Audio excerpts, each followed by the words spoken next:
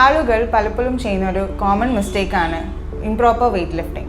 അതായത് ജിമ്മിൽ വെയിറ്റ് എടുക്കുന്ന ആളുകൾ, അതുപോലെ തന്നെ വീട്ടിൽ ജോലി ചെയ്യുന്ന വീട്ടമ്മമാർ, അതുപോലെ വെയിറ്റ് എടുക്കുന്ന ജോലിയുള്ള ആളുകൾ, അതായത് പോർട്ടേഴ്സ് പോലുള്ള ആളുകൾ, ഇവർക്ക് വെയിറ്റ് എടുക്കേണ്ടി വരും. അതായത് ഡയറക്റ്റ് കുനിഞ്ഞിട്ടായിരിക്കും അവർ വെയിറ്റ് എടുക്കുന്നത്.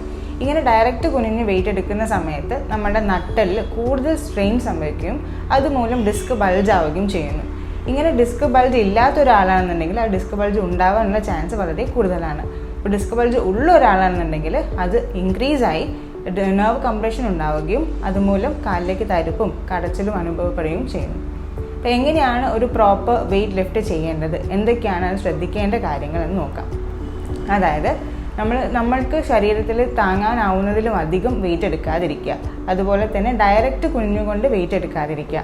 അപ്പം വെയിറ്റ് എടുക്കുന്ന സമയത്ത് നമ്മളുടെ ഒരു സ്പൈൻ നോർമൽ കർവേച്ചർ മെയിൻറ്റെയിൻ ചെയ്തുകൊണ്ട് മുട്ട് മടക്കി ഇരുന്ന് ആ ഒരു ഒബ്ജക്റ്റ് നമ്മൾ ശരീരത്തോട് ചേർത്ത് വെച്ചുകൊണ്ട് വെയിറ്റ് എടുക്കാൻ ശ്രദ്ധിക്കുക.